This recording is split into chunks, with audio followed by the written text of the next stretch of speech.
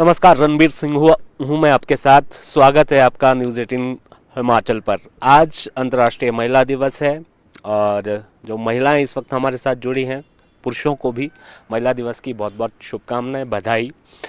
आज हम बात करेंगे एक ऐसी शिक्षिका से जो 16 साल से शिक्षा के क्षेत्र में है, स्कूल में पढ़ा रही हैं, लेकिन बहुत बड़ी जिम्मेदारी इन्होंने उठाई है कि जो सामाजिक बुराइयां हैं उनसे किस तरह से लड़ना है और बच्चों को जो है किस तरह से खेल खेल में जो है पढ़ाना है और जो उनका खाली समय होता है उसको कैसे जो है अच्छे कार्यों में लगाना है।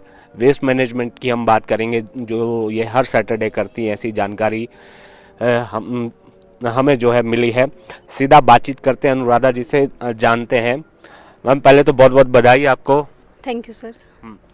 अनुराधा जी, ज़रा ये आप बताएं कि ये जो कॉन्सेप्ट है कि प्राइमरी स्कूल में 1 एक्ट प्ले करवाना और इतने छोटे में बच्चों को जो है सरकारी स्कूल में बच्चों को जो है इस तरह से के कार्यों में एंगेज करना है, ये कैसे, ये आपको जो है प्रेरणा मिली? कैसे आपने जो है ये सोचा कि ये ज़रूरी है, बुनियाद है हमारी?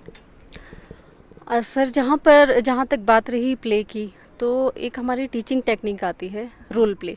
क्योंकि बच्चा होता है, हमने चैप्टर पढ़ा दिया है, ज़रूरी नहीं है वो उसे समझ आया हो। तो उसके लिए हम क्या करते हैं, बच्चे को इजी करने के लिए किसी भी चैप्टर को एक कहानी के माध्यम से क्रिएट करेंगे और उस कहानी को हम एज अ रोल हम वहाँ पे एज ए नाटक के माध्यम से हम उनको बताएंगे। तो उससे क्या होता है, बच्चे को सीखने में आसानी हो जाती है। बात रही कि इसी तकनीक को हम आगे हायर लेवल तक कैसे लेके गए।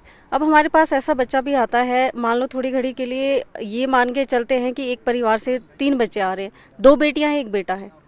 वहाँ पे दादी क्या करती है कि जो पोता है उसको बढ़िया नहला धुला के स्कूल भेजेगी, और जो पोतियां हैं, चलो एक दिन नहीं भी नहाई तो भेज दिया। तो वहाँ ऐसा लगता था कि नहीं, कुछ डिफ्रेंशिएट हो रहा है, बेटा बेटी में भेदभाव हो रहा है, या हमारी कुछ इस तरह की सामाजिक कुरीतियां सामने आती है। तो लगता है कि नहीं, ये चीज़ें नहीं होनी चाहिए। तो उन्हीं सब बातों से ये प्रेरणा मिली है कि ऐसा कुछ हमें करना चाहिए कि आपको रोकना चाहूँगा, ज़रा एक बार बता दें क्या क्या एक्टिविटीज़ आप जो है स्कूल में करती हैं पढ़ाने के साथ साथ? सरकारी स्कूलों की स्थिति क्या है वो हम अच्छी तरह से वाकिफ़ हैं। क्या क्या एक्टिविटीज़ आपने इन 16 सालों में की हैं और कर रही हैं और आगे बढ़ाएंगी? सर, एक्टिविटीज़ तो देखो, मेनली तो हमारा एजुकेशन पे फोकस रहता है। अब एजुकेशन का मेन मकसद तो यही है कि ऑलराउंड डेवलपमेंट। अब चलो एक धरा हमारा चला हुआ है कि ऑलराउंड डेवलपमेंट में आपका इंटेलेक्चुअल भी आता है, फिजिकली होता है, सोशल डेवलपमेंट होती है, इमोशनली डेवलपमेंट होती है। बट वो कहीं ना कहीं, या मॉरल वैल्यूज़ उनमें हमने डालनी है, तो हम उसको किताबी तक सीमित नहीं रखना चाहते, हम उनको प्रैक्टिकली करना चाहते हैं। अब बच्चा, जहाँ हमें दिक्कत आ रही है कि कोई कॉन्सेप्ट नहीं पढ़ पा रहा है, तो हम उसे एक्टिविटी बेस्ड लर्निंग के माध्यम से कोई खेल खेल में हम कोई गतिविधियाँ करवाते हैं, ताकि उसको उसकी जो लर्निंग है वो एकदम से हर चीज़ को ग्रैस्प कर सके। और हमारे जो मॉडल रहते हैं, टीएलएम रहते हैं, टीचिंग लर्निंग मटेरियल होता है, जो पढ़ाई को, जो किसी कॉन्सेप्ट को समझने के लिए उस कॉन्सेप्ट को आसान कर देता है, टीएलएम रहता है। इसके साथ साथ हमने शुरू किया है art and craft, primary level पर। जी, प्राइमरी लेवल पर आर्ट एंड क्राफ्ट में हमने मेन फोकस किया है वेस्ट मैनेजमेंट पे।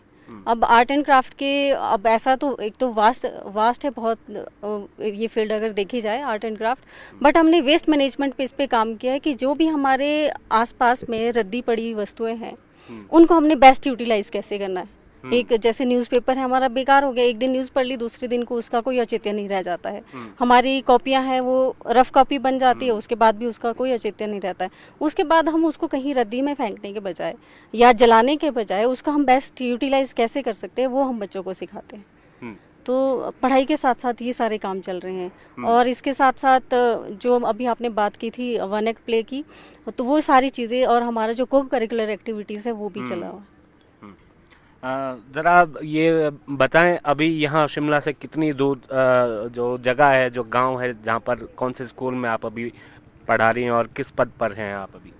मैं यहाँ से, जो मेरा स्कूल है वो राजकीय प्राथमिक पाठशाला हाजल है, और शिमला से लगभग आई थिंक 48 किलोमीटर के आसपास है दूर।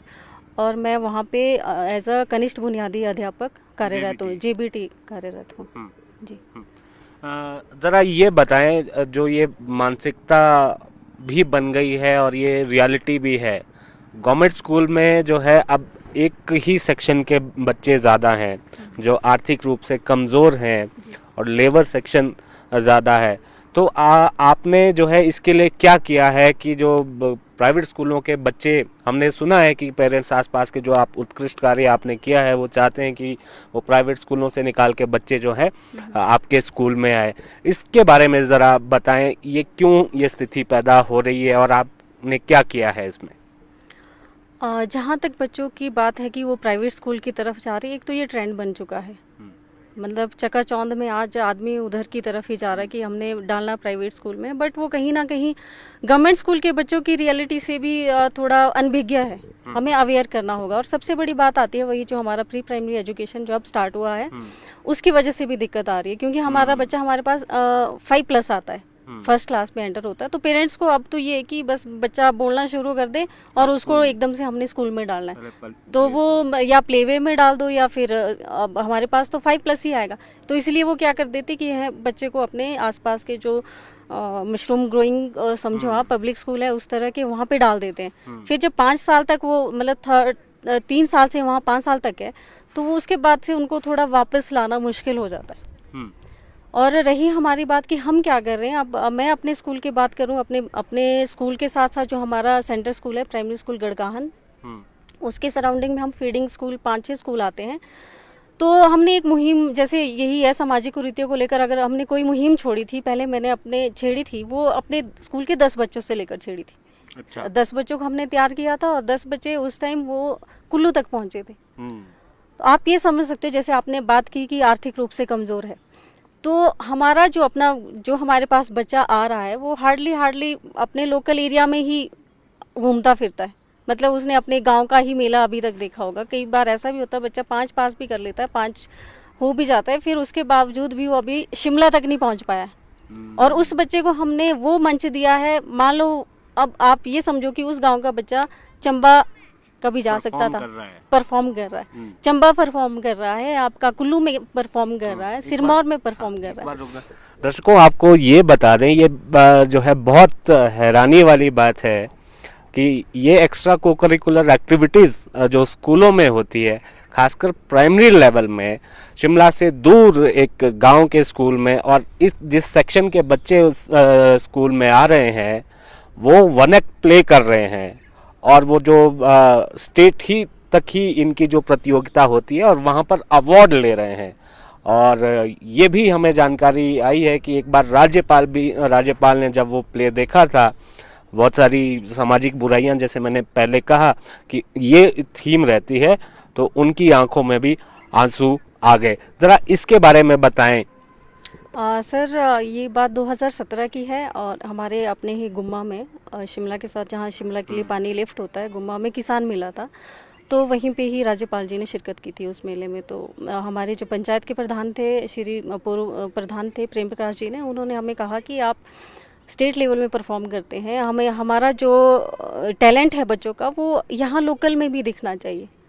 तो वो दूसरी पंचायत थी, तो वहाँ पे भी दिखना चाहिए, उनको भी पता चले कि हमारे गवर्नमेंट स्कूल के बच्चों में क्या टैलेंट है और किस लेवल तक वो परफॉर्म करते हैं। इसलिए उन्होंने हमें इनवाइट किया था वहाँ पे, और जब हमने वहाँ पे प्रस्तुति दी, वो प्रस्तुति हमारी बेटी बचाओ बेटी पढ़ाओ थीम थी, और उसका जो हमारा प्ले का नाम था वो बेखौफ आज़ाद है जीना मुझे।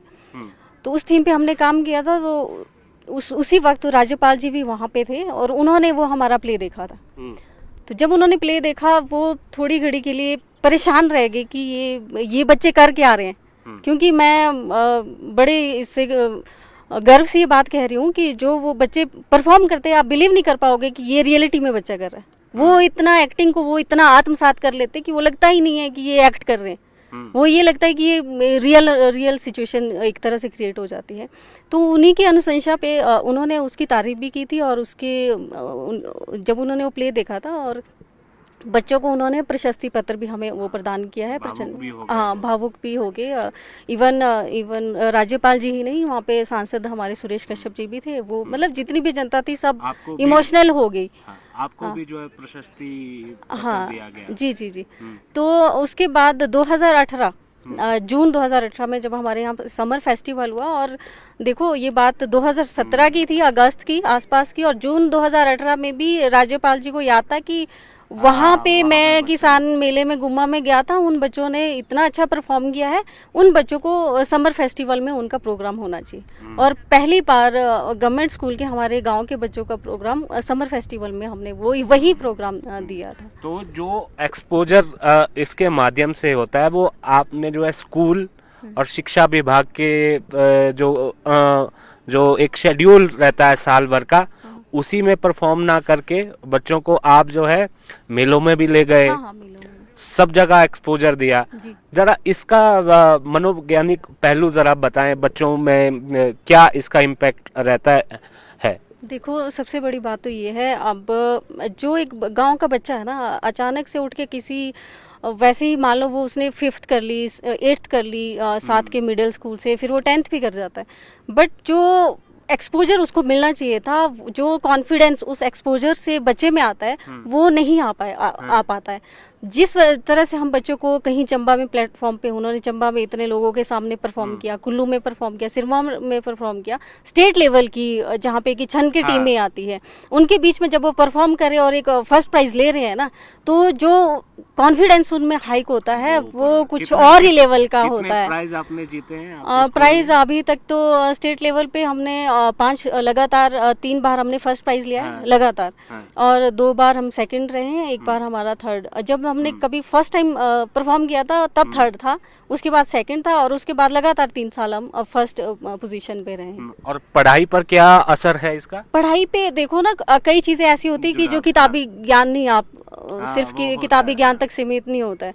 अब हमारा एनवायरमेंटल साइंस है, अगर उसमें हम शिमला की बात कर रहे हैं तो बच्चे को क्या पता शिमला में क्या है, बट वो जब घूमा है। अब चंबा के चौगान की बात अगर हम करते हैं, तो जब बच्चे ने चौगान देखा है तो उसको आसानी से वो डिस्क्राइब कर लेता है, अदरवाइज तो उसके वो ख्यालों में या सपनों में ये कि ऐसा भी कुछ है, तो उससे बहुत फर्क पड़ता है बच्चे की लर्निंग में, वो एक प्रैक्टिकल नॉलेज हो जाती है। और वेस्ट मैनेजमेंट जो मुझे जानकारी दी गई, जिनसे मैंने पूछा था आपके बारे में, वो कह रहे हैं कि हर सैटरडे आप वेस्ट मैनेजमेंट पर जो है काम करती हैं, और उसका जो है पढ़ाई के साथ बच्चों के साथ क्या जुड़ाव है, ये ज़रा बताएं। हाँ सर, जहाँ पे वेस्ट मैनेजमेंट की बात है, देखो अब हमारा क्लासरूम में वही आती है नैतिक शिक्षा की बात। नैतिक शिक्षा हम पढ़ा के नहीं कर सकते, नैतिकता को हमें कहीं ना कहीं प्रैक्टिकली वो चीज़ें आएगी। अब बच्चा है वो टॉफ़ी खा रहा है, फॉर एग्जाम्पल टॉफ़ी खा रहा है, और वो रैपर वो ऐसे ही फेंक दे, तो आप कैसे सिखाओगे? अब जब हम उस रैपर का उसको एक बेस्ट यूटिलाइज करना सिखाएंगे ना, वो समझेगा नहीं नहीं ये वैल्यूएबल चीज़ है, इसका कुछ ना कुछ बनेगा।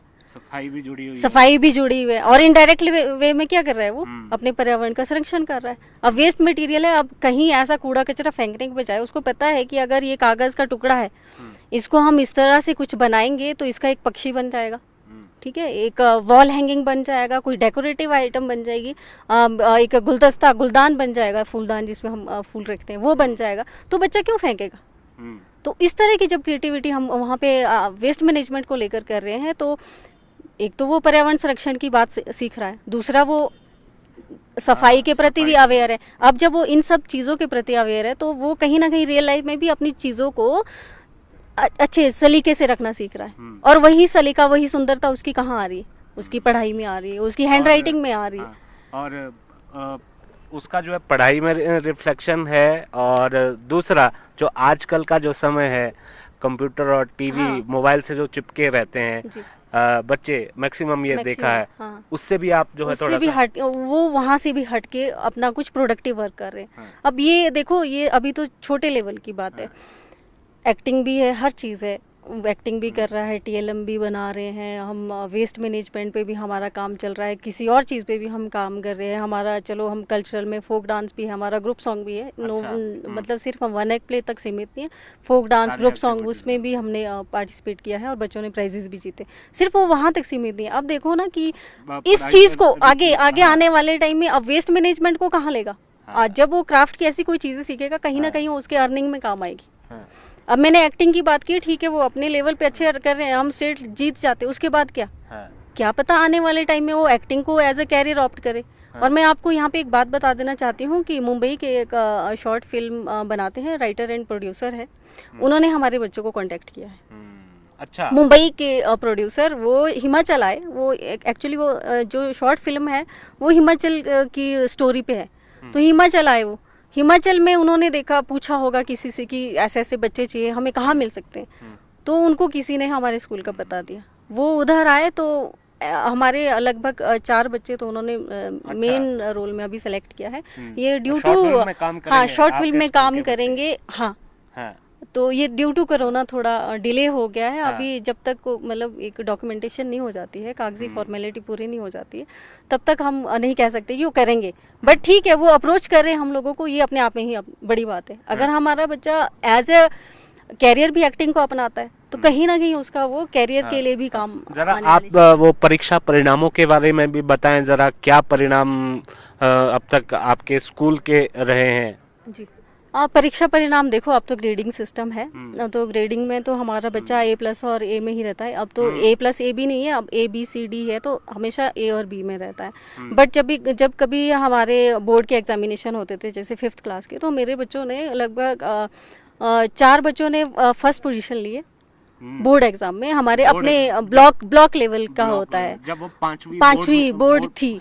तो उस टाइम लगभग 5 बच्चों ने बोर्ड का एग्जाम लिया। और जो बच्चे मेरे पास से पढ़ के जा रहे हैं वो मेरिट में है। 10th में भी जाके उन्होंने मेरिट में, किसी के 93% मार्क्स से, किसी के 94% मार्क्स से, किसी को मेधावी छात्र योजना छात्रवृत्ति मिली है, कोई NMMS में सिलेक्शन हुई है, उसको वहाँ से स्कॉलरशिप मिल रही है। तो अभी तक तो बच्चे कहीं ना कहीं अपने आप को स्टैंड कर रहे हैं। और खुशी इस बात की होती है कि जैसे साथ में लगता है मिडिल स्कूल है, वहाँ पे भी अगर मेरे स्कूल का बच्चा टॉप कर रहा है तो अपने आप में गर्व की बात है। साथ में लगता है हाई स्कूल है, वहाँ पे अगर मेरे पास का पढ़ा हुआ बच्चा टॉप कर रहा है तो अपने आप में अच्छा लगता है। मतलब बुनियाद आपने उनकी पक्की कर दी है, हर फील्ड में जो पहलू को ध्यान में रखते हुए। एक्चुअली एजुकेशन है यही कि हर पहलू में उसकी ग्रोइंग हो बच्चे की। ये ना हो कि वो एक रट्टूपन ही रहे, सिर्फ किताबों तक से रहे। वो एक सामाजिक जिम्मेदारी समझे अपनी। और मैंने ये भी जानकारी हासिल की, आपके बच्चे कहानियां भी लिखते हैं। सोचो, प्राइमरी के बच्चे। हाँ, वो एक्चुअली बहुत पहले 2007-8 में एक प्रोग्राम आया था आधार करके एजुकेशन में। तो उस टाइम हम छोटी छोटी एक्टिविटीज़ करवाते थे कि बच्चों को शब्द दे दिए जाते हैं, कोई भी शब्द, जैसे बादल दे दिया, चांद दे दिया, पानी दे दिया, वर्षा दे दिया। इससे लेकर पहले तो एकदम तो बच्चा कहानी पे नहीं पहुंचेगा, उससे पहले हम सिंपली एक बादल से एक वाक्य बना ले। अच्छा, वाक्य बन गया, चांद सी भी बन गया वाक्य। क्या अब कोई ऐसा वाक्य बन सकता है जो इसमें ये सारी चीजें आ जाए? फिर जब ये सारी चीजें आई, एक पैराग्राफ फॉर्मेशन होगी, क्या अब हम इसकी कोई कहानी बना सकते हैं? तो इस तरह से बच्चा क्या करता है, कहानी बनाना शुरू करता है। मैं आपको एक बताना चाहूंगी, एक बच्चे ने हम वही थीम दी हमने, चांद हो गया, बादल हो गया, खरगोश हो गया, इस तरह की थीम दी। तो बच्चे ने पता नहीं कहाँ से कहाँ जाके उसको कोरिलेट कर दिया और उस कहानी को पढ़ के मेरी आंखों में आंसू आ गए कि बच्चा कहाँ तक लिख लेता है। और कहीं उस बच्चे ने वो भी कर दिया कि हाँ, चांद उसका दोस्त था और उसका खरगोश का दोस्त था, खरगोश गुम हो गया और गुम होके उसको CID के पास गया, जो CID सीरियल आता है ना, वो उसको वहां पे कोरिलेट करता है और उससे फिरौती मांगी गई, ये हुआ वो हुआ। तो वो बच्चों ने इस तरह की कहानियां बनाई। अब हम सोचे ना कि हाँ, नहीं कर पाता बच्चा, कुछ नहीं, बच्चा ऐसा कुछ कर जाता है जिसकी हमने कभी सोचा भी नहीं होती, उम्मीद भी नहीं की होती है। बहुत सारी आपकी उपलब्धियां हैं, जैसा आपने बताया भी। आपको सहयोग किस तरह से मिलता है, जो चाहे आपका परिवार है, आपका आस पड़ोस है, स्कूल में अभिभावक हैं, उनका सहयोग किस तरह से मिलता है? अब क्या लक्ष्य आपने निर्धारित किया है और उसमें आपको शिक्षा विभाग का या सरकार का आपको क्या सहयोग चाहिए? जहाँ तक सहयोग की बात है, देखो, अब आप ये मान के चलो कि जो हमारे पास 5th तक बच्चा पढ़ रहा है, वो उसकी एज कितनी होगी? 7, 8, 9, 10 इतनी साल का। अब आप अभिभावकों की सहयोग की बात करें तो आप ये मान सकते हैं कि कोई पेरेंट्स अपना बच्चा है, 8 साल का बच्चा है, 3rd में इतना ही होगा, 2nd में 7 साल का होगा। 2nd से लेकर बच्चे परफॉर्म करते हैं। कई बच्चे ऐसे कि चल 2nd से ही उनको चलो आप डाल दो, किसी छोटे से रोल में डाल दिया उनको। अब पेरेंट्स वहाँ पे मेरे पे अगर विश्वास जता रहे कि ठीक है, हम मैम के साथ अपने बच्चे को भेज रहे हैं, अब टूर्नामेंट में ऐसा तो है नहीं कि पेरेंट्स साथ होंगे। उन्होंने किस पे विश्वास जताया? मेरे पे। अगर वो पेरेंट्स मुझ पे विश्वास ना जता पाते तो शायद मैं बच्चों को उस लेवल तक नहीं ले जा पाती। तो ऐसा नहीं है, अभिभावकों ने अपने लेवल पे उन्होंने अपनी तरफ से पूरा सहयोग दिया है। जैसे मेरा स्टाफ भी है। अब बात कर रही हूँ, मैंने पहले बोला था कि मैंने अपने 10 बच्चों से अपने स्कूल के 10 बच्चों से ये स्टार्ट किया था। उसके बाद से जब मेरे स्कूल के 10 बच्चे गए तो सराउंडिंग स्कूल के भी बोले कि नहीं, आप अपने बच्चों को तो लेके जा रहे हो, हमारे बच्चों को भी ऐसा करो। तो वहाँ के पेरेंट्स भी इन्वॉल्व है, वो भी सहयोग करे कि नहीं, अगर आप ऐसा कुछ करें तो हम आपके पीछे खड़े हैं। अदरवाइज ऐसा होता है टूर्नामेंट में बच्चा गिर भी जाता है, चोट लग जाती तो लेने के देने हो जाते हैं। बट नहीं, पेरेंट्स ऐसा है, ठीक है, अगर कोई बात नहीं, गिरेगा पड़ेगा तभी कुछ बनेगा। बहुत से पेरेंट्स तो ऐसे होते होंगे ना, वो कहते हैं कि नहीं, हमें नहीं चाहिए बच्चा जो है उसमें वन एक्ट प्ले करे या उसमें ना, हमारा बच्चा तो पढ़ाई ही करे, बस किताबों पे ध्यान दे। वो पता क्या हो जाता है, एक्चुअली वो बात ऐसी हो जाती है ना, जब ठीक है पहली बार तो पेरेंट्स बोल रहे नहीं हमारा बच्चा तो पढ़ाई में होना चाहिए। साथ वाला चला गया ना, बच्चा वो पहुंच गया सिरमौर, रेणुका घूम के आ गया, तो फिर वो पेरेंट्स को दिक्कत लग जाती है। होने पढ़ाई में भी नेचुरल है, उसका कॉन्फिडेंस कुछ और लेवल का हो चुका है। अब पेरेंट्स को दिक्कत होने लगी, यार उसको बच्चा तो गया, वो ऐसे घूमने भी गया, वहाँ पे भी गया, मेरा बच्चा रह गया। कहीं ना कहीं बच्चा भी तो जिद करता है, देखो मेरे साथ वाला तो वहाँ घूम के आया, आप लोगों ने नहीं भेजा इसलिए मैं रह गया। तो दूसरी बार वो खुद आते हैं कि नहीं जी, हमारे बच्चों को भी कहीं ना कहीं आप जरूर इनको करो। वो सवाल रह गया था, सरकार क्या मदद आपकी करे, सहयोग करे, जिस तरह से प्राइवेट स्कूलों से बच्चे जो है वापस अपनी सरकारी शिक्षा में, सरकारी स्कूलों में आए, क्योंकि इस तरह के शिक्षक होंगे तो जाहिर सी बात है कि स्तर भी ऊंचा होगा। शिक्षा विभाग और सरकार क्या करे? देखो, सरकार की तरफ और शिक्षा विभाग की तरफ से तो मैं यही अनुरोध करना चाहूँगी उनसे कि जो ये प्री प्राइमरी क्लासेस आपने शुरू करी है, अब ये किन्हीं स्कूलों में शुरू हुई है, हम ये चाह रहे हैं कि ये जल्दी से हर स्कूल में शुरू हो जाए। जो आप इंफ्रास्ट्रक्चर की बात करें, किसी और चीज़ की बात कर रहे हैं, वो भी आप सही से उपलब्ध करवाएं स्कूलों के लिए। बहुत शुक्रिया, आपने हमें समय दिया। और कुछ आपको लगता है कि आज महिला दिवस है तो आप कुछ कहना चाहती हैं, वो आप कहें। और आगे, अब ये 16 साल तक का आपका सफ़र रहा है, अब इसको आगे आप क्या निर्धारित करके चलें, क्या लक्ष्य आपने तय किया आगे के लिए? देखो, टीचर का तो एक ही लक्ष्य रहता है कि वो अपने बच्चों को एक अच्छा नागरिक, जिम्मेदार नागरिक बनाए। तो मेरा तो एम तो यही है। बाकी रही वुमेंस डे की बात, तो मैं सभी महिलाओं को, सभी जनों को वुमेंस डे की शुभकामनाएं देना चाहूँगी। धन्यवाद, बहुत शुक्रिया और आपने समय दिया हमें। और यहाँ पर देखिए, एक शिक्षक के रूप में क्या हमें चाहिए और एक अच्छे शिक्षक के हाथ में क्या होता है। एक अच्छे श्रेष्ठ नागरिक वो बनाता है, और प्राइमरी जिसे कहा जाता है बुनियाद। और यहाँ पर एक्टिविटी बेस्ड लर्निंग हो रही है, आपको वेस्ट मैनेजमेंट सिखाया जा रहा है। और अनुराधा जी जो हैं, वो बच्चों में जो है, जो सामाजिक बुराइयां हैं, उनको किस तरह से दूर करना है, उनके खिलाफ लड़ाई किस तरह से लड़नी है, ये सिखा रही हैं। वेस्ट मैनेजमेंट सिखा रही हैं। राज्यपाल इनको जो है अप्रिशिएट कर रहे हैं। तो अपने आप में ये एक जो है बहुत बड़ा एग्जाम्पल है, प्रेरणा ये देता है समाज को भी, शिक्षक वर्ग को भी। और इसमें जिस तरह से अनुराधा जी ने कहा है कि सरकार को जो है ऐसे जो ज़रूरत होती है, चाहे इन्होंने ये कहा कि प्राइमरी स्कूलों में जो है प्री प्राइमरी क्लासेस जो है शुरू होनी चाहिए, या और भी मदद जो है सरकार और शिक्षा विभाग की तरफ से होनी चाहिए, वो जो है सरकार को ध्यान देना चाहिए। और ताकि जो सरकारी शिक्षा, जो माना जाता है कि एक सुनियोजित तरीके से पिछले 2-2.5 दशकों से उसकी गुणवत्ता में किस तरह से कमी आई है, उसको फिर से जो है वापस हम उसी स्तर पर लेकर आए, तो ये बेहद ज़रूरी है। फिलहाल यहाँ से इतना ही। नमस्कार।